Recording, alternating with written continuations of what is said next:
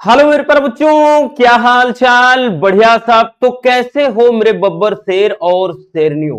उम्मीद करते हैं आप सभी एकदम मस्त होंगे, स्वस्थ होंगे और लाजवाब तरीके से तैयारी भी कर रहे होंगे। प्यारे बच्चों, आज के इस वीडियो में हम फिजिक्स में चैप्टर 1 से लेकर के 8 तक के मोस्ट इंपॉर्टेंट 2 नंबर वाले क्वेश्चन को देखने वाले हैं। और भैया आप कितनी भी वीडियो क्यों ना देख लें, इस वीडियो को देखने के बाद आज आपको कुछ अलग फील होगा और आज आपको क्वेश्चन का पैटर्न भी कुछ अलग मिलेगा, क्योंकि हम उन्हीं सारे क्वेश्चन को लाते हैं जो आपके बोर्ड एग्जाम में बार बार रिपीट होते हैं। तो चलिए शुरू करते हैं बिना किसी देरी के। ज्यादातर एनसीईआरटी बेस्ड क्वेश्चन है भैया, जो घुमा फिरा कर आपका जो दिमाग है ना कन्वर्ट कर देते हैं, डाइवर्ट कर देते हैं कि आप खुद कंफ्यूज हो जाते हो इन्हें सॉल्व कैसे करें। तो चलिए देखते हैं प्यारे बच्चों, यहां पर पहला ही क्वेश्चन देख सकते हैं किस तरीके से है और सारे क्वेश्चन का जो पैटर्न है सेम रहने वाला है। ठीक, कह रहा है कि दो नियत विभव तक आवेशित समान गोलों को वायु में r दूरी पर रखने पर उनके बीच F बल लगता है। फिर कह रहा है उक्त गोलों के बीच लगने वाले बल की गणना कीजिए यदि उन्हें k परावैद्युतांक वाले माध्यम में r दूरी पर रखा जाए। और यहां पर भैया हमने लिख भी दिया है प्यारे बच्चों कि ये मोस्ट इंपॉर्टेंट है। ऐसे ही नहीं लिख दिया बबुआ, क्योंकि ये है भी उतना ज्यादा महत्वपूर्ण। ठीक है ना, विगत ईयर में बहुत बार ये रिपीट हुआ है। तो चलिए शुरुआत करते हैं, इस क्वेश्चन को किस तरीके से सॉल्व करेंगे पहले समझने का प्रयास करिए। कह रहा है कि भैया दो नियत विभव वाले आवेशित समान गोलों को वायु में रखा है। तो भैया जब r दूरी पर रखा जाए तो उनके बीच लगने वाला बल, आप सभी को पता है कि जैसे दो आवेश हैं Q1 Q2 और r दूरी पर रखे जाएं तो इनके बीच लगने वाले बल का जो फार्मूला है वो कूलाम के नियम के अनुसार भैया क्या होता है बच्चों, तो वो हो जाता है F बराबर 1/4 pi epsilon not. 1/4 pi epsilon not होता है और उसके बाद Q1 Q2 अपान R स्क्वायर, ये एक फार्मूला होता है और इसको अपन इक्वेशन नंबर 1 दे देते हैं। ठीक है भैया, क्या देते हैं बच्चों, समीकरण 1। अब आगे कह रहा है कि उक्त गोलों के बीच लगने वाले बल की गणना कीजिए यदि उन्हें के परावैद्युतांक वाले माध्यम में r दूरी पर रख दिया जाए। यानी अभी तक क्या था, जब हमने दो आवेशों के बीच का बल निकाला तो यहां पर वो अब कह रहा है कि उन्हें के परावैद्युतांक वाले माध्यम में रख दो। तो यहां पर प्यारे बच्चों अब लिखेंगे वही चीज कि यदि कह रहा है गोलों के बीच यदि के परावैद्युतांक माध्यम हो, यानी अब उन्हें क्या है के परावैद्युतांक वाले माध्यम में जब रख दिया जाए गोलों को, ठीक है, तब जो बल कार्य करेगा भैया अब उसको अपन F डैश ले लेते हैं और ये हो जाएगा 1/4 पाई एप्सिलॉन नॉट इंटू का के हो जाएगा। और उसके बाद भैया ये तो आपका Q1 Q2 और अपान का R स्क्वायर, ये इतनी बात समझ में आ गई बबुआ। इसको इक्वेशन नंबर भैया क्या दे देते हैं 2, यानी समीकरण 2 दिया। अब समीकरण भैया हम 2 में 1 का भाग लगा दे। ठीक है भैया, तभी तो हमको इसके बारे में पता चलेगा, क्योंकि इसी बल के बारे में पूछ रहा है। ठीक, तो यहां पर अपन लिखेंगे प्यारे बच्चों कि समीकरण, इधर अपन लिखेंगे कि समीकरण 2 में 1 का भाग। ठीक, जब भाग लगा दे, समीकरण 2 ये है तो भैया F डैश और अपान इधर का भैया F हो जाएगा बराबर, अगर आप देखिए तो F डैश यानी ये वाला पूरा वैल्यू, थोड़ा इसको नीचे लिखते हैं, ये हो जाएगा F डैश अपान F बराबर, तो F डैश वाला वैल्यू इधर है तो इसका जो मान है 1/4 पाई एप्सिलॉन नॉट इंटू का के है भैया, है ना। और उसके बाद यहां पर Q1 Q2 अपान R स्क्वायर और नीचे भैया F वाला जो मान है वो पूरा ये है, यानी यहां पर केवल के नहीं लिखना है, तो 1/4 पाई एप्सिलॉन नॉट, और ये Q1 Q2 upon R square. ठीक है, इतनी सी बात समझ में आ गई, यहां तक तो कोई समस्या होनी नहीं चाहिए। अब ये भैया कट गया इससे, ठीक है, ये इससे कैंसिल हो गया, ये भी पूरा का पूरा कट गया, ये भी पूरा का पूरा कट गया, तो भैया बचा क्या, यहां पे बच गया भैया एफ डैश अपान एफ बराबर इधर 1/k बच गया है। क्या बच गया है? 1/k। अब इसको थोड़ा सही तरीके से अगर लिखना चाहें बच्चों, अगर इसको सही तरीके से लिखना चाहें, हमको चाहिए क्या? केवल एफ डैश चाहिए, तो एफ डैश बराबर ये भैया इधर ले जाओ एफ अपान के, एफ अपान के, यही क्या हो जाएगा भैया? हमारा आंसर हो जाएगा। ठीक है, यही क्या हो जाएगा? आंसर हो जाएगा। और ये कई बार पूछा गया है। ठीक है, आप क्वेश्चन पेपर को उठाओगे, आपको न जाने कितनी बार ये क्वेश्चन दिखाई पड़ेगा। तो है ना क्वेश्चन लाजवाब? चलिए भैया स्क्रीनशॉट कर लीजिए, ये सारे के सारे बहुत लाजवाब क्वेश्चन है। फिर से बता देते हैं बबुआ, हल्के में मत लीजिएगा, नोट कर लो जल्दी से।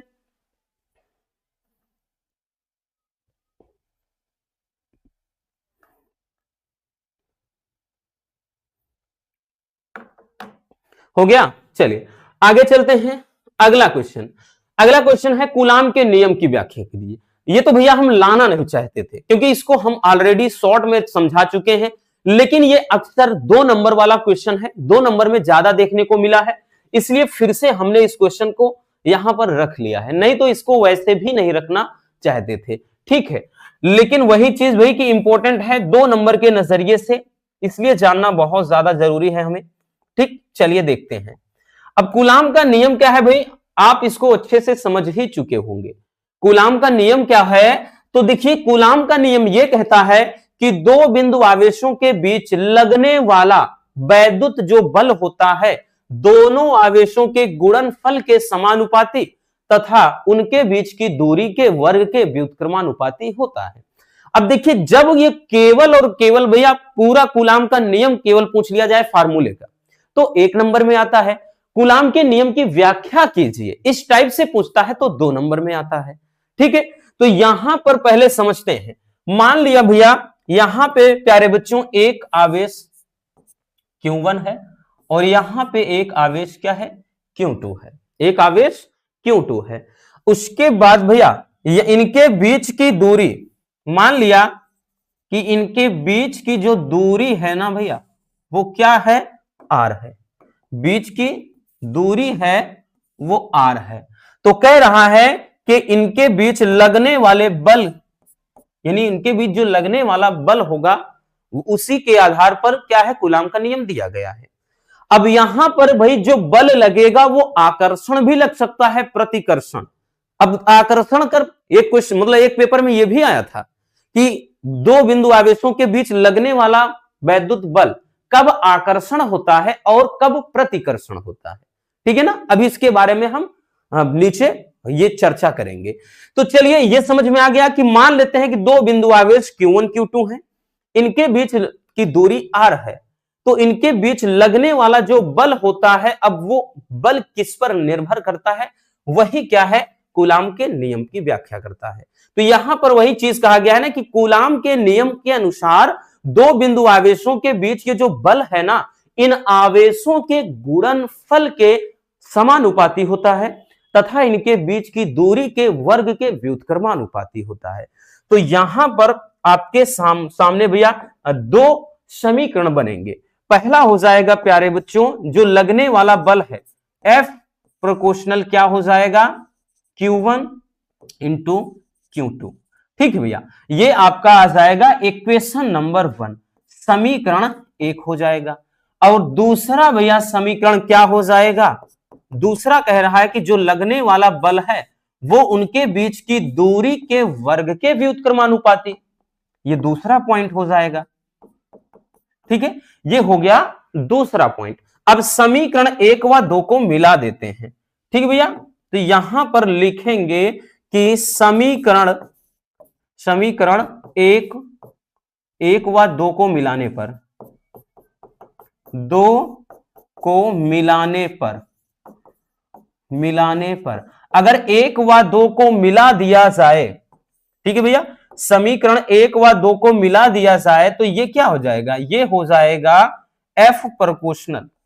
ये F प्रोपोर्शनल कितना, ऊपर क्या है भैया, Q1 इंटू Q2 है और नीचे का R स्क्वायर है, नीचे का R स्क्वायर। अब यहां से भैया एक चीज ध्यान देना, जब हम अनुक्रमानुपाती चिन्ह हटाते हैं तो ये क्या है, एक नियतांक लग जाएगा, K हो जाएगा और ये Q1 Q2 अपान R स्क्वायर, इतना हो गया। और जहां जहां याद रखना, ये जो K है, ये K किसके बराबर होता है, 1/4 पाई एप्सिलॉन नॉट के। तो इस कदर क्या हो जाएगा भैया,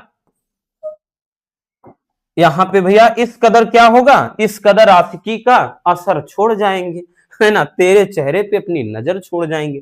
तो यहां पे प्यारे बच्चों ये क्या हो जाएगा फिर, F बराबर, जब ये K के बराबर, K क्या है, कांस्टेंट है, नियतांक है, इसके स्थान पे 1/4 पाई एप्सिलॉन नॉट हो जाएगा और ये Q1 Q2 अपान R स्क्वायर।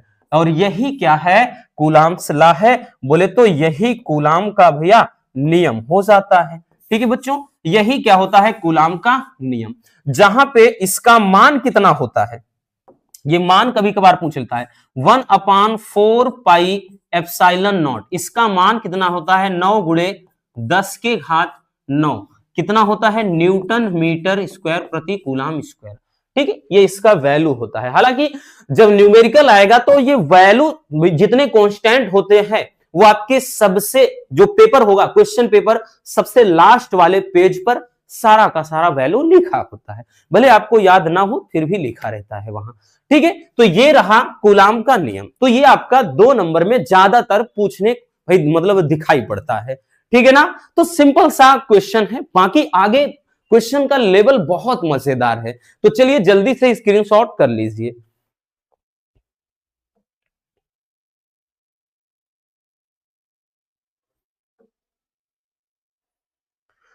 हो गया, चलिए आगे चलते हैं भैया। अगला क्वेश्चन, अगला क्वेश्चन आ जाते हैं। अभी तो आसान आसान लग रहा है ना आपको, लेकिन हाँ इतना जरूर है कि भैया छोड़ना नहीं है। हमने बोला ना बच्चों, इस टाइम पढ़ो वही जो एकदम दमदार तैयारी आपकी करवा दे, यानी ज्यादा से ज्यादा वही पढ़ो कि जहां से क्वेश्चन आपके एग्जाम में आने के चांसेस होते हैं। अब जैसे समविभव पृष्ठ क्या है और इसकी महत्वपूर्ण विशेषताएं लिखिए, और ये भी काफी ज्यादा इंपॉर्टेंट क्वेश्चन है प्यारे बच्चों, ये भी मोस्ट इंपॉर्टेंट है। अगर यहीं से अंदाजा लगाया जा सकता है कि अगर देखें तो 2025, 24, 21, 20, 19, 18, 17, 15 ऐसे ही नहीं लिख दिया भैया। अगर इस भी ईयर का क्वेश्चन पेपर आप उठा के देखो ना, आया ही, फालतू का नहीं लिख दिया है कि ऐसे ही लिख दिया है, नहीं, ये क्वेश्चन ही बड़ा प्यारा है और इंपॉर्टेंट है। ठीक है, तो चलिए जानते हैं कि समविभव पृष्ठ होता क्या है। ठीक है, समविभव पृष्ठ किसे कहते हैं। देखिए, समविभव पृष्ठ को समझने से पहले यहां पे आपको एक सर्कल बना के समझाना पड़ेगा। जैसा कि हमने एक सर्कल बना दिया, ठीक है, और सर्कल बनाने के बाद अब समझने का कह रहा है कि किसी मतलब वैद्युत क्षेत्र में खींचा गया वह पृष्ठ, एक वैद्युत क्षेत्र है और वैद्युत क्षेत्र में कोई एक पृष्ठ खींच लिया गया, खींचा गया वह पृष्ठ जिस पृष्ठ पर स्थित सभी बिंदुओं पर विभव क्या हो बच्चों, समान हो, वो समविभव पृष्ठ कहलाता है। जैसे ये कोई भाई मान लेते हैं गोला है और पता है कि इसको दिया गया जो आवेश है वो क्या है, समान रूप से इस पे ऐसे वितरित हो जाएगा। ठीक है भैया, वितरित हो जाएगा। तो यहां पे भैया इस पे जो खींचा गया पृष्ठ होता है, ठीक, समान रूप से मतलब इस तरह से, ठीक, क्योंकि ये अभिलंबवत होता है वैद्युत क्षेत्र के, ठीक, ये चीज होता है। अब यहां से भाई आप रेखाएं, वैद्युत क्षेत्र रेखाएं इस तरह से खींच सकते हैं, तो इसके प्रत्येक बिंदु पर क्या होता है, विभव समान होता है। प्रत्येक बिंदु पर जो है विभव समान होता है, याद रखिएगा। तो यही जो प्रत्येक बिंदु पर विभव समान होता है वही क्या कहलाता है, समविभव पृष्ठ कहलाता है। क्या कहलाता है, समविभव पृष्ठ कहलाता है। ठीक, तो परिभाषा एकदम सिंपल है कि किसी वैद्युत क्षेत्र में खींचा गया वह पृष्ठ जिस पर स्थित सभी बिंदुओं पर वैद्युत विभव समान हो वो समविभव पृष्ठ कहलाता है। नाम ही है समविभव पृष्ठ। अब समविभव पृष्ठ की जो विशेषताएं है ना, ये सबसे ज्यादा पूछा जाता है। तो समविभव पृष्ठ की भैया विशेषताएं क्या है, ठीक है। पहला समझते हैं बच्चों एक एक करके। इसमें पृष्ठ के सभी बिंदुओं पर विभव समान होता है, यानी पृष्ठ के प्रत्येक बिंदु पर समान विभव होता है, ठीक है, क्योंकि दिया गया आवेश समान रूप से वितरित हो जाता है तो विभव समान होता है। दूसरा है कि किसी आवेश को समविभव पृष्ठ पर एक बिंदु से दूसरे बिंदु तक ले जाने में कोई कार्य नहीं करना पड़ता है। यानी समविभव पृष्ठ में एक बिंदु से दूसरे बिंदु तक अगर आवेश ले जाना है तो किया गया कार्य शून्य होगा, ठीक है ना। क्या होगा भैया, शून्य होगा। नेक्स्ट है बच्चों तीसरा कि दो समविभव पृष्ठ एक दूसरे को कभी नहीं काटते हैं। तीसरा यह है कि समविभव पृष्ठ एक दूसरे को कभी नहीं काटते हैं। और जो चौथा है भैया कि इसमें वैद्युत क्षेत्र रेखाएं हमेशा समविभव पृष्ठ को 90 अंश पर काटती हैं। यानी इसमें अगर देखा जाए इस पर यह अभिलंब है, इस पर यह अभिलंब है, ठीक है ना, और उसके बाद इस लाइन पर यह अभिलंब है, तो चाहे जिस तरफ से देखे इसमें क्या है, सभी एक दूसरे के अभिलंबवत हैं। तो ये होता है समविभव पृष्ठ की भैया विशेषताएं। चलिए बच्चों जल्दी से स्क्रीनशॉट कर लीजिए, बहुत प्यारा सा ये क्वेश्चन है, ठीक है ना, इसमें उलझने की जरूरत ही नहीं है। चलिए नोट कर लीजिए।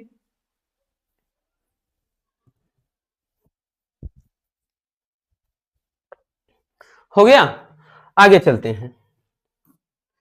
अगला क्वेश्चन, अब ध्यान से समझना। अब क्वेश्चन का लेवल थोड़ा थोड़ा क्या मजेदार धीरे धीरे होता चला जाएगा, ठीक। और ये आपके रेगुलर ऐसे परेशान करने वाले क्वेश्चन है बच्चों को।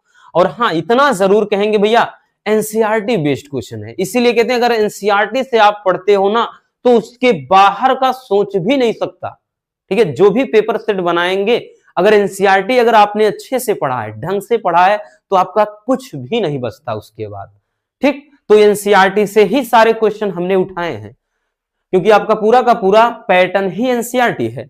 कह रहा है कि एक समांतर प्लेट संधारित्र की धारिता किन किन राशियों पर निर्भर करती है। ये क्वेश्चन है कि समांतर प्लेट संधारित्र की धारिता जो है किन किन राशियों पर निर्भर करती है। देखिए क्वेश्चन ये 2025 में आया है, लेकिन क्वेश्चन का पैटर्न वहां अलग हो गया था। तो भाई पूछा, क्वेश्चन सेम था लेकिन पूछने का तरीका अलग कर दिया था, बस इतना याद रखो। तो ये भी काफी इंपॉर्टेंट है, ठीक है भैया, मोस्ट इंपॉर्टेंट क्वेश्चन है जो कि 25, 22, 20, 18, अब उसके पहले का नहीं लिखा है, उसके पहले भी आया हुआ है, ठीक, बहुत पीछे का नहीं लिखते हैं। अब चलिए शुरू करते हैं। अब एक चीज ध्यान दो भैया, एक चीज आपको ध्यान देना है बच्चों। सबसे पहले समांतर प्लेट संधारित्र की धारिता के लिए फार्मूला होता क्या है। समांतर प्लेट संधारित्र की धारिता, समांतर प्लेट संधारित्र की धारिता, समांतर प्लेट संधारित्र की धारिता का फार्मूला अगर आपसे पूछा जाए तो भैया क्या होता है बच्चों, तो वो होता है C बराबर क्या होता है K into epsilon not into A अपान का D। ये फार्मूला होता है, क्लियर भैया, ये फार्मूला होता है और आप सबको मालूम है समांतर प्लेट संधारित्र की धारिता। इस फार्मूले से रिलेटेड बहुत सारे क्वेश्चन बनते हैं, याद रखना। अब यहां पे कह रहा है कि इसमें धारिता जो है वो किन किन राशियों पर निर्भर करती है, ठीक है भैया। तो सबसे पहला होता है, अब एक एक नंबरिंग करके समझते चलेंगे। सबसे पहला कि यह परावैद्युतांक पर निर्भर करती है,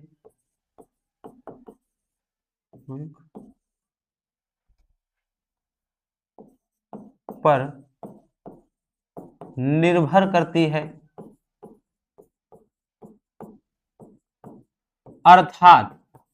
अर्थात ये क्या हो जाएगा भैया, अर्थात हम कहें तो यहां पे जो C है वो C प्रोपोर्शनल क्या हो जाएगा भैया, K।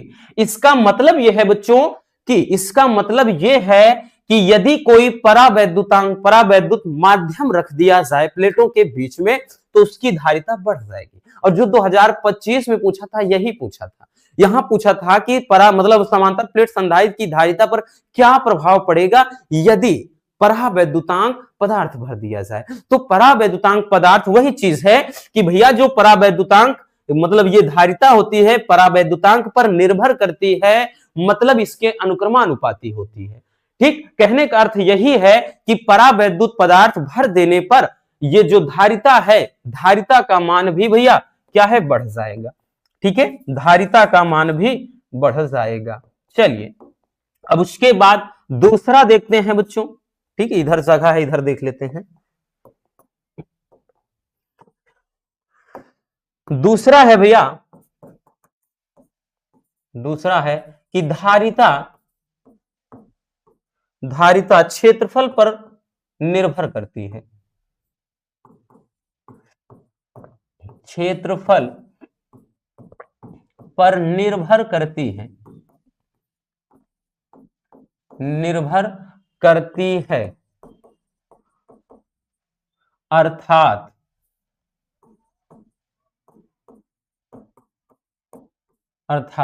अर्थात क्या होगा भैया कि यहां पे जो C है वो प्रोपोर्शनल किसके A के। इसका मतलब क्या होगा, इसका मतलब भी यही होता है कि यदि क्षेत्रफल बढ़ाएंगे तो धारिता बढ़ेगी, क्षेत्रफल घटाएंगे यानी प्लेटों के बीच का क्षेत्रफल अगर बढ़ जाएगा तो धारिता भी बढ़ जाएगी, अगर क्षेत्रफल कम होगा तो धारिता भी कम हो जाएगी। इसका मतलब यही होता है। ठीक है भैया, आई बात समझ में, समझ में आ रहा ना, क्लियर हो रहा है ना बबुआ, होना भी चाहिए। और नेक्स्ट है भैया कि धारिता प्लेटों के बीच की दूरी पर निर्भर करती है, प्लेटों के बीच की दूरी पर निर्भर करती है,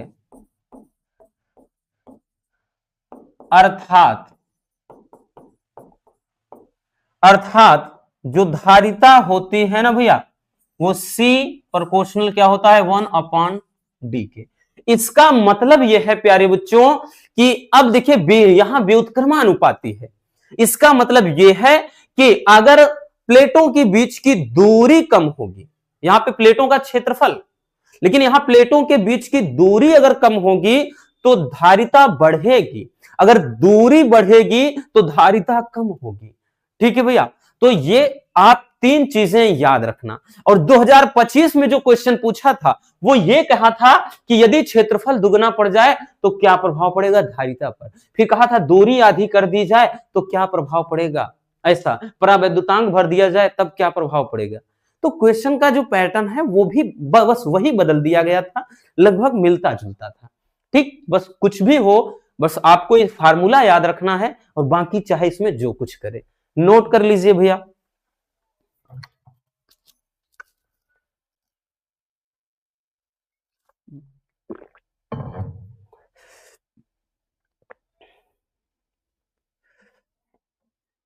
हो गया, अब तो जुकाम भी हमको फिर से जकड़ रही है। चलिए भैया आगे देखते हैं अगला क्वेश्चन। ये भी क्वेश्चन प्यारे बच्चों एक दमदार लाजवाब शानदार क्वेश्चन है, ठीक है ना। अब ये क्वेश्चन भी बहुत बहुत इंपॉर्टेंट है, फिर से बता दे रहे हैं भैया, ठीक, और हल्के में मत लीजिएगा बबुआ, फिर से बता दे रहे हैं आपको, ये भी मोस्ट इंपॉर्टेंट है, ठीक है, मोस्ट इंपॉर्टेंट है। और याद रखना क्योंकि ये 2024 में किसी भी सेट में नहीं आया, नहीं तो ये रेगुलर पूछा जाने वाला क्वेश्चन है, पता नहीं क्यों नहीं दिया। इसीलिए कह रहे हैं कि भाई अगर 24 में वो क्या कह रहे हैं 2025 में नहीं आया तो 2026 में हो सकता है कि आ ही जाएगा, ठीक है। बाकी हमको तो देखना पड़ेगा ही क्योंकि इंपॉर्टेंट है। अब क्वेश्चन क्या कह रहा है भैया समझते हैं। कह रहा है एक तार की लंबाई खींचकर दोगुनी कर दी जाती है, एक तार की लंबाई खींचकर दोगुनी कर दी जाती है तो तार को एक नियत विभवांतर के स्रोत से जोड़ने पर तार के प्रतिरोध, तार की प्रतिरोधकता मतलब पदार्थ की प्रतिरोधकता तीसरा, मुक्त इलेक्ट्रॉनों के अनुगमन वेग पर क्या प्रभाव पड़ेगा। तो यहां पर अगर देखा जाए तो भैया 3 चीजों के बारे में पूछा गया है, और ऐसे क्वेश्चन बच्चों को अक्सर परेशान करते हैं। हमसे बहुत सारे बच्चों ने इस तरह के क्वेश्चन की फोटो भेजा और बोलते हैं सर कैसे लगेगा। प्यारे बच्चों, ये बहुत आसान क्वेश्चन होते हैं, बस थोड़ा समझने की जरूरत होती है। देखिए, कह रहा है कि एक तार की लंबाई खींचकर दोगुनी कर दी जाए, और हमने आपको एक नंबर वाले क्वेश्चन में ही बताया था। अब चाहे दोगुनी की जाए, तीन गुनी कर दी जाए, आधी कर दी जाए, या फिर 4 गुनी कर दी जाए, कोई दिक्कत नहीं। उसके लिए बस एक ही फार्मूला। पहला कह रहा है कि प्रतिरोध पर क्या प्रभाव पड़ेगा। तो चलिए शुरुआत करते हैं पहले क्वेश्चन से, पहले से। तो यहां पर क्या कह रहा है कि भैया लंबाई 3 गुनी, लंबाई कह रहा है, सॉरी 3 गुनी नहीं 2 गुनी है, 2 गुनी कर देने पर। अब देखिए एक फार्मूला होता है, फार्मूला ये होता है, देखिए प्रतिरोध पूछ रहा है भैया, तो अगर जब भी प्रतिरोध निकालना हो तो एक R डैश बराबर, यानी एक फार्मूला होता है कि नया प्रतिरोध बराबर n स्क्वायर, n का मतलब गुना, जितना गुना गुनी रहे, गुने का स्क्वायर, यानी 2 गुना किया है, गुना स्क्वायर गुणे पुराना प्रतिरोध। क्या है भैया? पुराना प्रतिरोध। अब यहां से मतलब R, ये फार्मूला आप इसलिए हमने लिखा है ताकि आप हमेशा के लिए याद रखो कि जब भी गुना गुनी वाला क्वेश्चन आए तो आप ये फार्मूले से निकाल सको। अब यहां पे प्यारे बच्चों R डैश बराबर आप लिख सकते हैं n स्क्वायर गुणे R। तो यहां पे R डैश बराबर n स्क्वायर 2 गुना कर दिया जाए, तो 2 गुना का मतलब यहां पे भैया आप क्या करो, 2 का स्क्वायर गुणे पुराना प्रतिरोध, कुछ दिया नहीं है, अगर दिया होता तब हम निकालते, दिया ही नहीं है, तो R डैश बराबर कितना हो जा रहा है, ये 4R हो जा रहा है। ठीक है, R डैश बराबर 4R हो जा रहा है। इसका मतलब क्या है? इसका मतलब है भैया कि प्रतिरोध जो होगा, जो प्रतिरोध होगा वो 4 गुना हो जाएगा, ठीक है, जो प्रतिरोध होगा बच्चों वो क्या हो जाएगा भैया, 4 गुना हो जाएगा। ठीक है, आई बात समझ में? तो ये आपका बहुत सिंपल सा क्वेश्चन था, ठीक है ना, कुछ भी नहीं करना बबुआ, ये याद रखना, इसी से आप निकाल पाओगे प्रतिरोध जब भी निकालना हो। अब दूसरा क्वेश्चन है कि पदार्थ की प्रतिरोधकता पर क्या प्रभाव पड़ेगा। ठीक, अब एक चीज याद रखो, एक फार्मूला होता है प्रतिरोधकता, प्रतिरोधकता में भैया दूसरा चीज होता है कि रो बराबर RA/L होता है। ठीक है, रो बराबर RA/L, ये फार्मूला आपको मालूम है। ठीक है, विशिष्ट प्रतिरोध या प्रतिरोधकता, रो बराबर RA/L। तो एक चीज ध्यान देना, अगर तार की, यहां पर ध्यान दो, तार की लंबाई खींचकर 2 गुना कर दिया जा रहा है, तो जो प्रतिरोधकता है वो तार पर नहीं बल्कि तार के पदार्थ पर निर्भर करता है।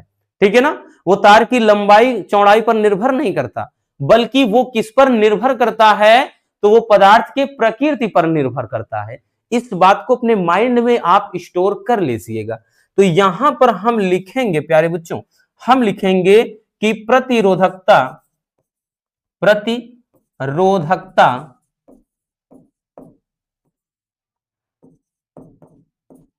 चालक पर नहीं, यानी तार पर, यहां तार लिखा है तो तार ही लिखिए या चालक लिख दीजिए।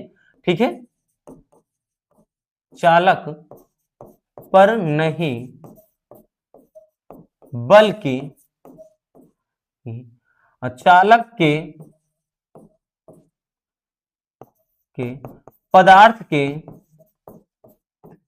के प्रकृति पर निर्भर करता है, प्रकृति पर निर्भर करता है। ठीक है, यानी जो प्रतिरोधकता होती है भैया, वो उसका लंबाई खींचकर 2 गुना किया जा रहा है, 4 गुना किया जा रहा है, उससे उस पर कोई फर्क नहीं पड़ता है। बल्कि वो मतलब किस पदार्थ का बना हुआ है उसके प्रकृति पर निर्भर करता है। ठीक है, तो प्रतिरोधकता चालक पर नहीं बल्कि चालक के पदार्थ की प्रकृति पर निर्भर करता है, इतना याद रखना भैया। ठीक है, तो यानी कहने का मतलब जो प्रतिरोधकता है वो क्या है, नियत रहेगी। ठीक है, तो कहने का अर्थ ये है, इसका मतलब है कि प्रतिरोधकता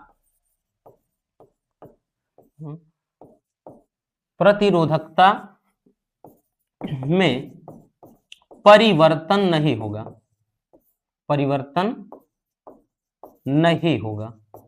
ठीक है, इसका अर्थ यही हुआ। अगला क्वेश्चन जो है भैया, अगला क्वेश्चन तीसरा जो है, देखते हैं प्यारे बच्चों। तीसरा कह रहा है कि मुक्त इलेक्ट्रॉनों के अनुगमन वेग पर क्या प्रभाव पड़ेगा। तो भैया अनुगमन वेग पर क्या प्रभाव पड़ेगा, तो याद रखना अनुगमन वेग को दर्शाते हैं v सफिक्स डी से। v सफिक्स डी से भैया एक फार्मूला होता है, क्या होता है, तो एक फार्मूला होता है EV/ml। ठीक है, EV/ml इंटू का यहां पे टाउ होता है। ठीक, ये एक फार्मूला होता है किसके, प्रतिरोधकता के बराबर। ठीक है भैया, प्रतिरोधकता के बराबर ये एक फार्मूला होता है। अब यहां से अगर आप देखें EV/ml और यहां पे इंटू टाउ, ये क्या होता है भैया, ये डेरिवेशन भी करवाए हैं। तो ये फार्मूला होता है अनुगमन वेग के बराबर। अनुगमन वेग के बराबर होता है, तो इसमें आपको एक चीज दिख रहा होगा, और वो चीज ये है कि जो अनुगमन वेग है ना, अनुगमन जो वेग है v सफिक्स डी है, ये अनुक्रमानुपाती किसके है, तो ऊपर भैया यहां पे 1/l मान सकते हैं, नीचे ये l है तो 1/l के है। ठीक है, तो यहां पर अगर लंबाई दोगुनी की जा रही है, तो यहां पर अगर भैया मान 2 रखेंगे, अगर मान हम 2 रखेंगे, तो यहां पे भैया v सफिक्स डी अनुक्रमानुपाती 1/, भाई l का मान 2 रखेंगे, यहां पे 1/2 हो जाएगा। तो यहां लिखेंगे, अब क्या लिखेंगे कि अनुगमन वेग आधा हो जाएगा।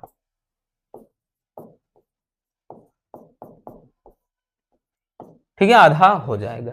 ठीक, चलिए आप जल्दी से पहले स्क्रीनशॉट कर लीजिए, फिर हम थोड़ा पानी पी लेते हैं तब तक। और वैसे बहुत बहुत बहुत ज्यादा इंपॉर्टेंट क्वेश्चन है, नोट कर लीजिए।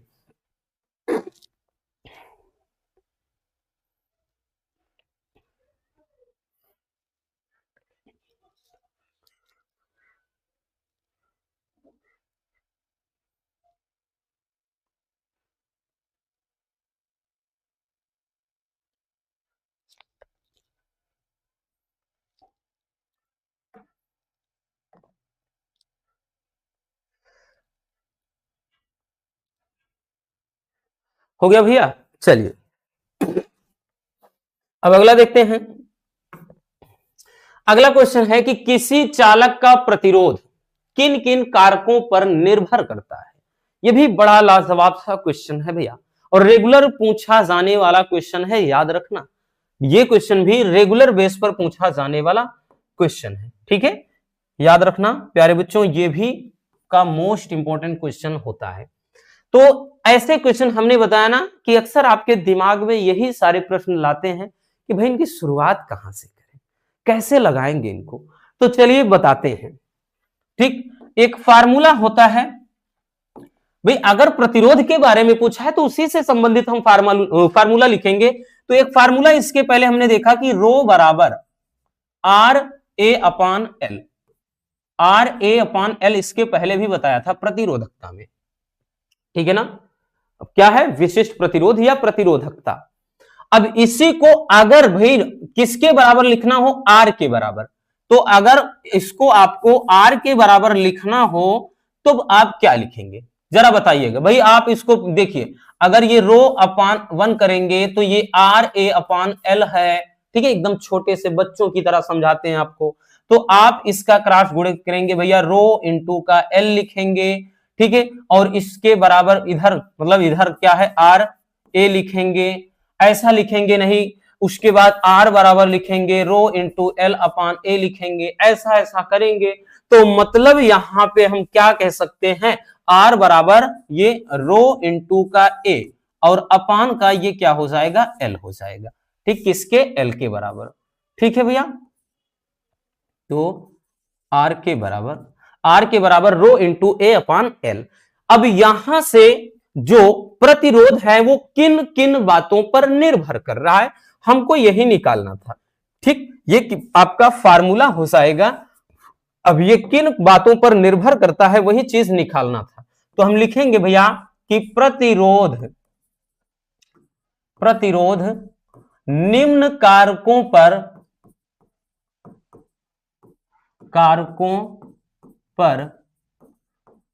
निर्भर करता है।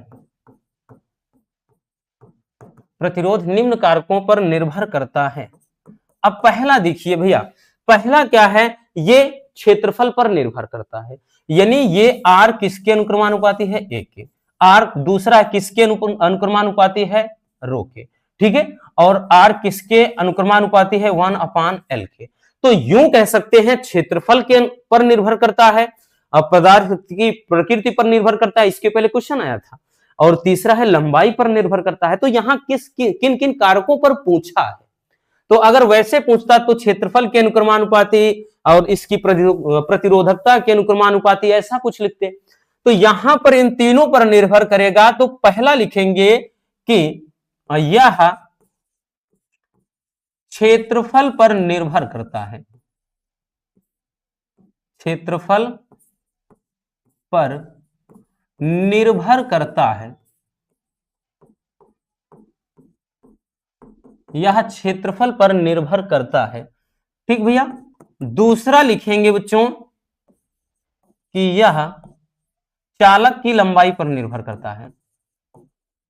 चालक की लंबाई पर निर्भर करता है। ठीक है, यानी फार्मूले में एल है तो इसका मतलब लंबाई पर भी निर्भर करेगा, ए है तो इसका मतलब क्षेत्रफल पर निर्भर करेगा।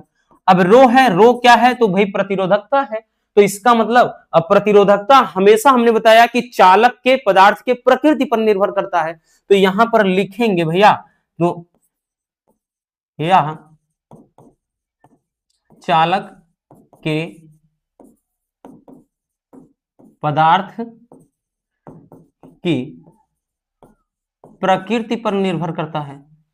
प्रकृति पर निर्भर करता है। ठीक है, तो ये तीन बातें हैं, आपको याद रखना कि इन तीनों कारकों पर निर्भर करता है। आई बात समझ में? चलिए भैया जल्दी से स्क्रीनशॉट कर लीजिए।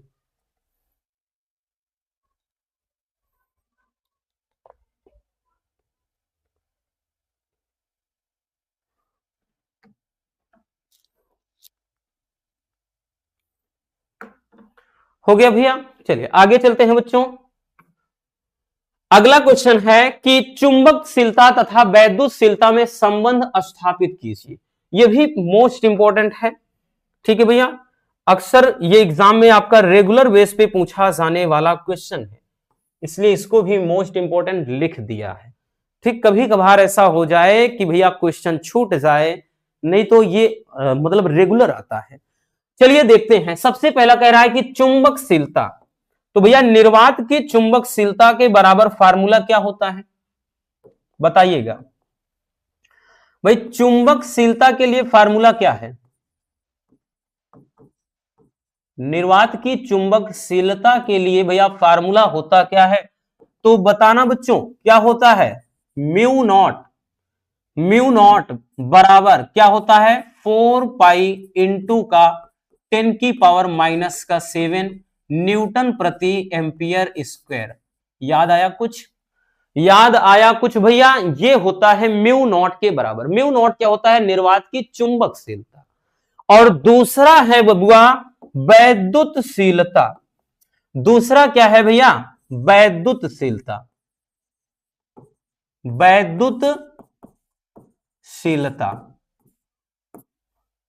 अब दूसरा वैद्युतशीलता है, इसका मतलब एप्सिलॉन नॉट। एप्सिलॉन नॉट के बराबर क्या होता है, 9 गुणे 10 के घात 9 क्या होता है, न्यूटन मीटर स्क्वायर प्रति कूलाम स्क्वायर। कितना? अब भाई संबंध पूछ रहा है तो, या फिर प्यारे बच्चों इस क्वेश्चन को ऐसे पूछता है, mu naught into epsilon not का मान क्या होता है, का मान क्या होता है, ठीक है, ऐसा पूछ लेता है। या फिर कहता है कि सिद्ध कीजिए mu naught into epsilon not बराबर 1/c² होता है। इस क्वेश्चन को कई तरीके से घुमा फिरा के पूछा जाता है, ठीक है, यानी दोनों का गुणनफल निकालना है, याद रखना।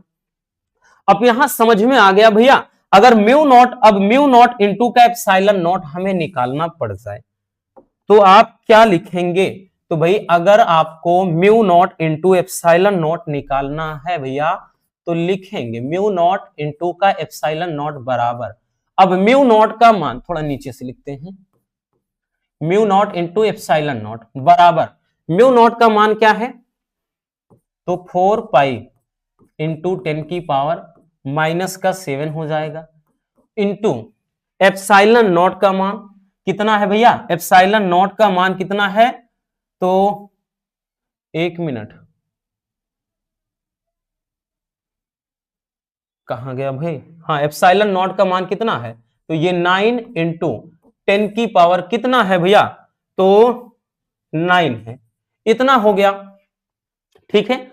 और 1 मिनट 1 मिनट, ओ हो, ये गलती गलत कहां से लिख दिया, वही चीज कह रहे हैं, 1 minute 1 minute 1 minute, sorry sorry, दिल से सॉरी। तो ये वैद्युतशीलता जो लिखा है भैया ये गलत लिख दिया ना, गलत लिख दिया बबुआ। देखिए अगर हम बात कर लें तो ये जो एप्सिलॉन नॉट का मान होता है, ठीक, पहले समझिएगा, 1/4 पाई एप्सिलॉन नॉट पूरे का मान कितना होता है, पहले समझो, 1/4 पाई एप्सिलॉन नॉट पूरे का मान 9 गुणे 10 के घात 9 होता है, न्यूटन मीटर स्क्वायर प्रति कूलाम स्क्वायर। तो हमें चाहिए एप्सिलॉन नॉट का मान, एप्सिलॉन नॉट जब करेंगे तो भैया ये नीचे आ जाएगा, यानी 1/4 पाई इंटू 9 इंटू 9 की मतलब 10⁹ ये हो जाएगा भैया। हमने तो मतलब यहीं से थोड़ा गलत कर दिया, दिमाग देखो हो ही जाता है भैया, छोटी छोटी बातें हो जाती हैं। अब mu naught into epsilon not निकालना है, mu naught into epsilon not, तो म्यू नॉट का मान कितना है बबुआ, 4 पाई इंटू 10 कितना प्यारे बच्चों, -7 इंटू का एप्सिलॉन नॉट का मान ये निकला 1/4 पाई इंटू का 9 इंटू 10⁹ अब यहां से देखिए ये जो है 4 पाई से 4 पाई कैंसिल हो गया। अब हम लिखेंगे mu naught into epsilon not बराबर, अब ये इसको नीचे लाओ, 1 ये हो गया 9 इंटू का 10 भाई ये 10 के घात -7 है, नीचे आएगा +7 हो जाएगा, तो 9 7 16, 10 के पावर में 16 हो गया। या फिर इसको mu naught into epsilon not बराबर लिख सकते हैं 1 इसको भैया 3 लिख सकते हैं, और 10 के घात ये 8, अब पूरे का वर्ग लिख सकते हैं, है ना बच्चों, लिख सकते हैं, बिल्कुल लिख सकते हैं। तो यहां से क्या हो जाएगा, म्यू नॉट इंटू का एप्सिलॉन नॉट बराबर के, ये भाई 3 गुणे 10 के घात 8 लिखेंगे, चूंकि 3 गुणे 10 के घात 8 ये मीटर पर सेकेंड, ये किसका मान, सी का मान होता है, किसके बराबर, ये सी के मान के बराबर होता है। तो इसके स्थान पे बच्चों अपन क्या लिख देंगे, 1 ये सी, इसका मान सी है तो सी का स्क्वायर। अब आप चाहे संबंध डायरेक्टली यही कर सकते हैं, यही, या इसको भैया कभी कभार हमने बताया ना, इसको एक अलग तरीके से पूछता है, या एक अलग तरीके से क्या पूछता है, कैसे पूछता है, चलिए बताते हैं। देखिए अगर सी यहां ले जाओ, समझो पहले, अगर सी यहां ले जाओ तो सी स्क्वायर बराबर 1/म्यू नॉट इंटू एप्सिलॉन नॉट हो जाएगा, या सी अकेले बराबर जब करोगे 1/रूट में यही mu naught into epsilon not, क्योंकि कभी कभार कहता है कि सिद्ध कीजिए कि सी बराबर 1/म्यू नॉट इंटू एप्सिलॉन नॉट ये रूट में होता है, तो ऐसा भी पूछ लेता है। तो भैया आप याद रखना ये भी, ठीक, समझ में आ गया बबुआ। चलिए स्क्रीनशॉट कर लीजिए भैया, फिर आगे चलते हैं।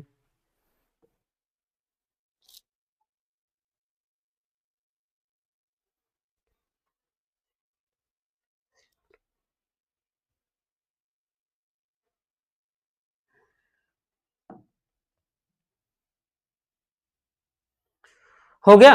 आगे चलते हैं भैया। अगला क्वेश्चन क्या है, धारा मापी की धारा सुग्राहिता तथा वोल्टेज सुग्राहिता की परिभाषा आपको लिखना है, ठीक, और इसका फार्मूला भी। और ये क्वेश्चन भी बहुत ज्यादा इंपॉर्टेंट है, लगातार पूछा जाता है। आप चाहे 25 का उठाओ, 24 का उठाओ, 23 का उठाओ, 22 का उठाओ, 21, यहां तक कि आपका 20, मतलब इनमें से भैया आपको एक दिखाई पड़ता है। इससे मिलता जुलता क्वेश्चन अगर परिभाषा नहीं पूछा तो थोड़ा बहुत इधर उधर करके पूछ लेगा, ठीक है, याद रखना। तो सबसे पहले भाई परिभाषा हम समझते हैं कि धारा सुग्राहिता की, फिर उसके बाद देखेंगे वोल्टेज सुग्राहिता। और बहुत सिंपल सा ये भाई, क्योंकि इंपॉर्टेंट है इसलिए लिख दिया, नहीं तो बताते ना इसको। देखिए धारा सुग्राहिता क्या होता है, तो यह कुंडली में प्रवाहित प्रति एकांक धारा के लिए उत्पन्न विक्षेप के बराबर होता है। यानी धारा जो कुंडली में जो धारा मापी में जो धारा सुग्राहिता होती है भैया, ये क्या होता है, कुंडली में प्रवाहित प्रति एकांक धारा के लिए उत्पन्न विक्षेप के बराबर होती है। यानी यहां पे भाई सिंपल सी परिभाषा लिख सकते हैं कि प्रति एकांक धारा के उत्पन्न विक्षेप के बराबर जो धारा है वही धारा सुग्राहिता है, ठीक। अब धारा सुग्राहिता का जो मेन है यहां फार्मूला है, इसमें का भैया जो मेन है फार्मूला वो है IS बराबर NAB अपान होता है C, ठीक है, क्योंकि प्रमुख हमने बताया ना फार्मूला ही होता है। जहां पर N क्या है, जहां पे याद रखना भैया, ये आपका N क्या होता है, A क्या होता है, B क्या होता है, उसके बाद C क्या होता है। अब देखिएगा जो ये होता है भैया क्या कहते हैं, N क्या है, फेरों की संख्या, फेरों की संख्या, ठीक है। और A क्या है, क्षेत्रफल, यानी कुंडली का क्षेत्रफल। उसके बाद B क्या है, तो ये चुंबकीय क्षेत्र को बताता है, चुंबकीय क्षेत्र को। उसके बाद नीचे C क्या है, ऐंठन बल युग्म या बल आघूर्ण कह लें, ठीक है, बल आघूर्ण। अब उसके बाद नीचे क्या है भैया, नीचे है वोल्टेज सुग्राहिता। देखिए जैसा धारा सुग्राहिता है सेम वैसी ही परिभाषा वोल्टेज सुग्राहिता की, बस अंतर इतना हो जाएगा भैया, अंतर क्या हो जाएगा, जहां पे यहां पे हमने प्रति एकांक धारा है वहीं प्रति एकांक वोल्टेज बोल देंगे, बस इतना अंतर। तो यह कुंडली के सिरों पर लगाए गए प्रति एकांक वोल्टेज के लिए उत्पन्न विक्षेप के बराबर होता है, ठीक। और इसका जो फार्मूला होता है वो होता है VS बराबर, इसका जो फार्मूला हो जाएगा भैया वो हो जाएगा VS बराबर यहां पे NAB अपान C इंटू का R हो जाता है, ठीक। ये आपका क्या हो जाता है, फार्मूला वोल्टेज सुग्राहिता। अब जो R यहां पर एक्स्ट्रा जुड़ा है, फार्मूला वही सेम होता है, बस R नीचे, R क्या है, तो भैया प्रतिरोध हो जाता है, ठीक। तो ये हो गया धारा सुग्राहिता और वोल्टेज सुग्राहिता। चलिए नोट कर लीजिए जल्दी से।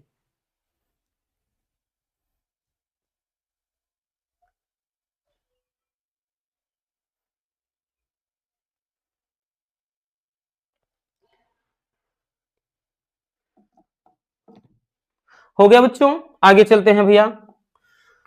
अगला क्वेश्चन देखते हैं, स्वप्रेरण गुणांक क्या है, यानी स्वप्रेरण गुणांक की परिभाषा मात्रक व विमा लिखना है।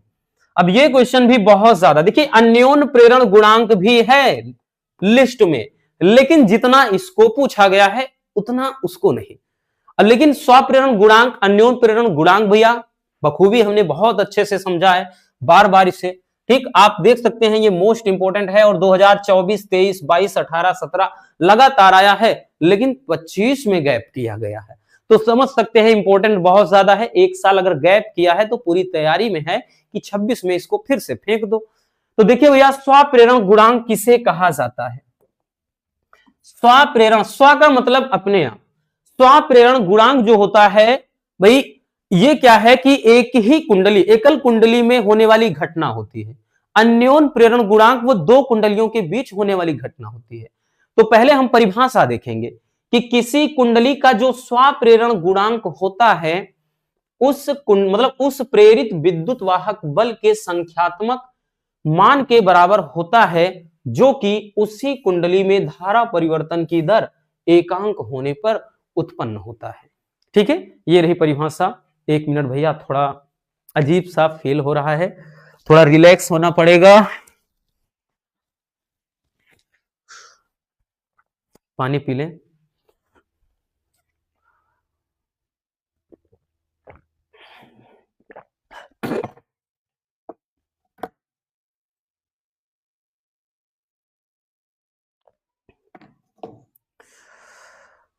सॉरी इसके लिए, क्योंकि हमने बताया ना भाई, थोड़ा लगातार जब बोलते रहते हैं काफी देर, बस थोड़ा मन खराब होने लगता है।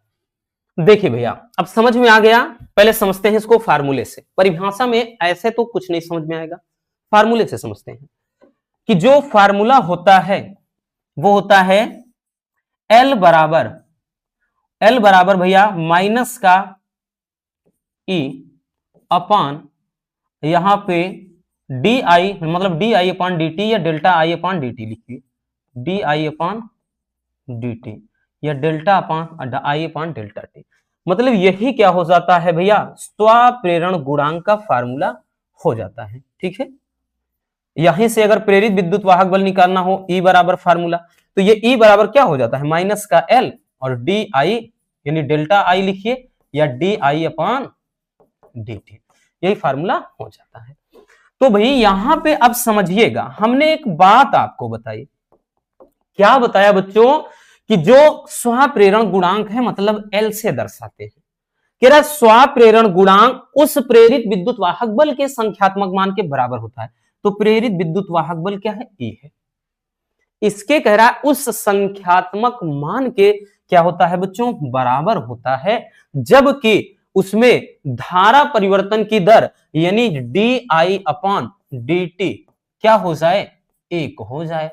धारा परिवर्तन की दर एक, अगर इसका मान एक, भाई नीचे जो है उसका मान एक हो जाए, यहां पे माइनस रहेगा, तो यूं कह सकते हैं कि एल बराबर केवल ई के बचा कि नहीं। भाई माइनस तो इस बात को, माइनस हमने बताया ये क्या है, चुंबकीय फ्लक्स में परिवर्तन की दर को बताता है।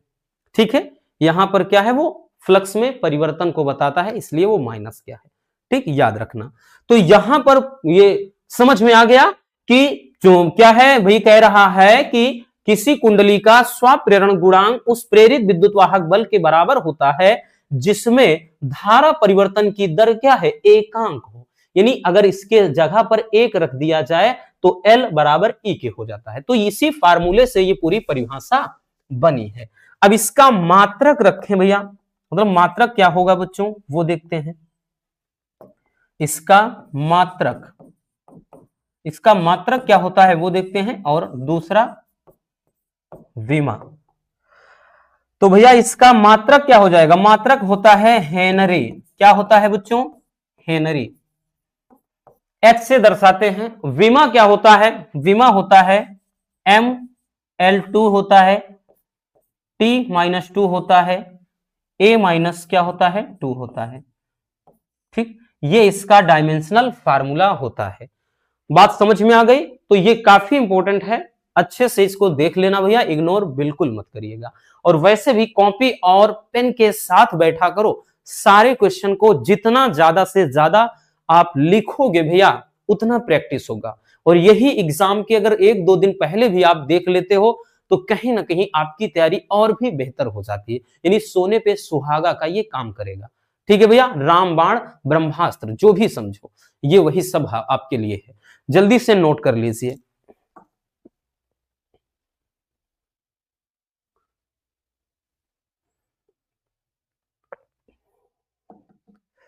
हो गया, चलिए आगे चलते हैं, आगे चलते हैं भैया।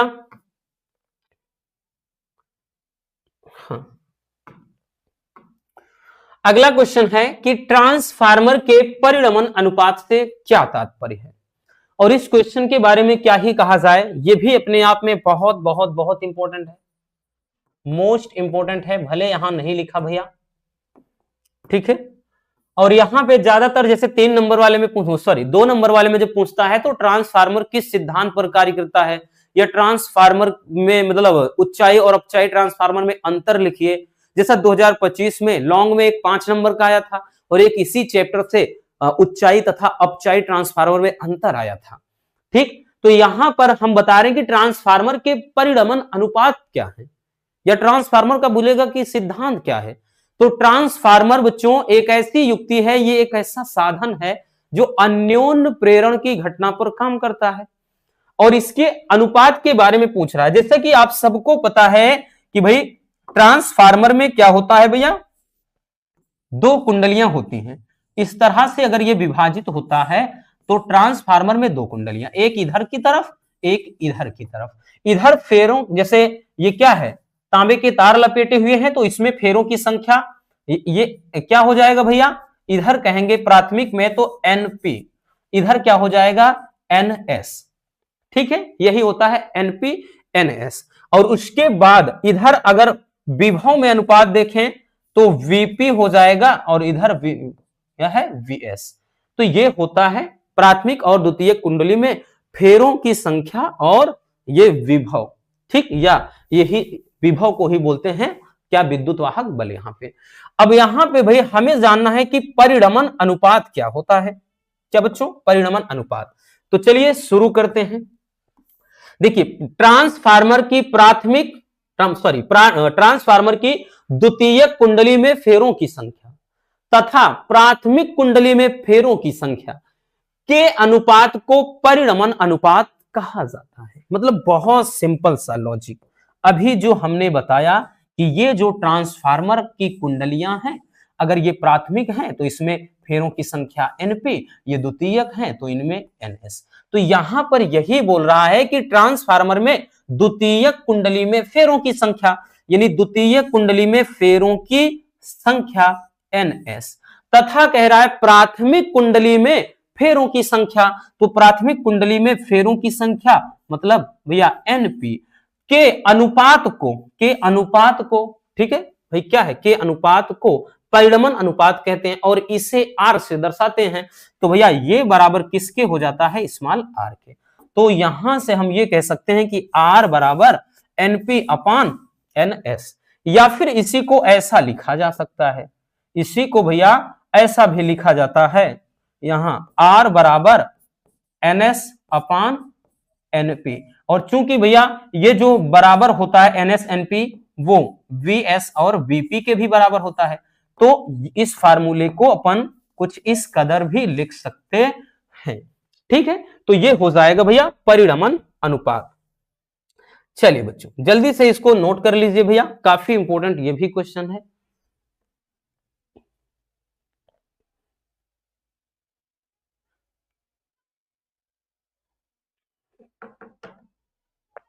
हो गया भैया, चलिए आगे चलते हैं। अगला क्वेश्चन ध्यान से देखिएगा बबुआ। अगला क्वेश्चन कह रहा है कि एक प्रेरकीय प्रत्यावर्ती धारा परिपथ में धारा तथा वोल्टेज के बीच कलांतर क्या होता है, और इस परिपथ में प्रेरण प्रतिघात का सूत्र लिखना है। चलिए देखते हैं, काफी इंपॉर्टेंट क्वेश्चन है, बहुत लेंदी नहीं है, लेकिन इतना जरूर कहेंगे कि भैया लाजवाब क्वेश्चन है। ठीक है ना, इसको भी याद रखना भैया, ये क्या है, इंपॉर्टेंट क्वेश्चन है, कई बार ये भी आ चुका है। ठीक, तो यहां पे हमको निकालना क्या है, कह रहा है कि प्रेरकी प्रत्यावर्ती धारा परिपथ में धारा तथा वोल्टेज के बीच कलांतर क्या होता है। तो एक प्रेरकीय प्रत्यावर्ती धारा परिपथ में धारा तथा वोल्टेज के बीच कलांतर के बीच, इधर लिख देते हैं, के बीच कलांतर क्या होता है भैया। जो कलांतर होता है प्यारे बच्चों वो पाई/2 रेडियन, पाई बटे 2 रेडियन कह लें, या फिर हम कह सकते हैं उसको क्या कह सकते हैं भैया, 90 अंश, 90 अंश होता है, ठीक है ना, होता है, ठीक है। याद रखना कि धारा मतलब धारा परिपथ में क्या हो, प्रत्यावर्ती धारा परिपथ में धारा तथा वोल्टेज के बीच कालांतर जो होता है वो पाई बटे 2 रेडियन या फिर यूं कह सकते हैं 90 अंश। वो विकल्पी में भी कई बार पूछ लिया गया है इसको। और यहां पे पूछा क्या है कि प्रेरण प्रतिघात के लिए फार्मूला, प्रेरण प्रतिघात का जो सूत्र पूछा है वो हो जाता है भैया एक्सएल बराबर ओमेगा इंटू का एल। यही क्या हो जाता है, प्रेरण प्रतिघात के बराबर सूत्र हो जाता है, ठीक है, जो कि ये भी काफी इंपॉर्टेंट क्वेश्चन है। चलिए नोट कर लीजिए।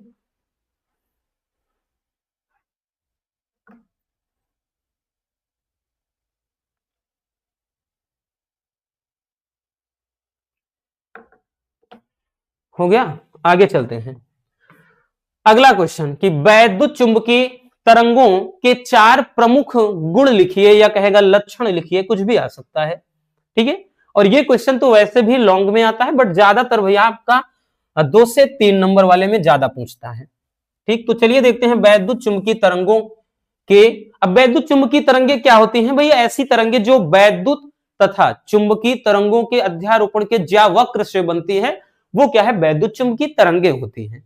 अब इनके प्रमुख गुण क्या होते हैं, क्योंकि भाई ये वैद्युत की भांति व्यवहार करती हैं और चुंबक दोनों की भांति व्यवहार करती हैं। तो इनके प्रमुख लक्षणों में पहला है प्यारे बच्चों की ये त्वरित आवेशित कणों के द्वारा उत्पन्न होती है, ये त्वरित आवेशित कणों के द्वारा उत्पन्न होती हैं। दूसरा, ये तरंगे प्रकाश की तरह परावर्तित तथा अपवर्तित होती है, क्योंकि भैया इनकी जो चाल होती है वो भी गुण लिख सकते हैं, हमने नहीं लिखा है, इनकी चाल वो प्रकाश के चाल के बराबर होती है, क्योंकि भाई पूरा प्रकाश का गुण इनमें विद्यमान होता है, ठीक। तो ये तरंगे प्रकाश की तरह परावर्तित और अपवर्तित भी होती हैं, यानी प्रकाश का गुण विद्यमान होता है। तीसरा, इन तरंगों के संचरण के लिए माध्यम की कोई आवश्यकता नहीं होती, जैसे प्रकाश में भी क्या है, संचरण के लिए माध्यम की जरूरत नहीं होती है, यानी निर्वात में भी चल सकती है। अगला है, इनकी ऊर्जा वैद्युत तथा चुंबकीय क्षेत्र में विभाजित होती है, यानी इनकी ऊर्जा को वैद्युत तथा चुंबकीय क्षेत्र में विभाजित कर सकते हैं, ठीक। तो ये हो जाएगा यहां वैद्युत चुंबकीय तरंगों के गुण। चलिए स्क्रीनशॉट कर लीजिए भैया। हो गया बच्चों, तो बस आज के इस वीडियो में इतना ही। और ये क्लास कैसी लगी मेरे बब्बर शेर और शेरनियों, कमेंट करके जरूर बताइएगा। अगर वीडियो पसंद आई हो तो एक प्यार से एक लाइक जरूर कर देना, और नए हैं तो चैनल को सब्सक्राइब जरूर कर लीजिए, क्योंकि विगत कुछ दिनों से हम देख रहे हैं आप लोग वीडियो बहुत ज्यादा मतलब प्यार, वीडियो पे प्यार बहुत देते हो, ठीक है, लेकिन भाई पता नहीं कौन सी दुश्मनी है कि चैनल को सब्सक्राइब नहीं करते। खैर आपकी मर्जी, आपको जो पसंद हो वो करिए। मिलते हैं किसी और ऐसे शानदार टॉपिक के साथ।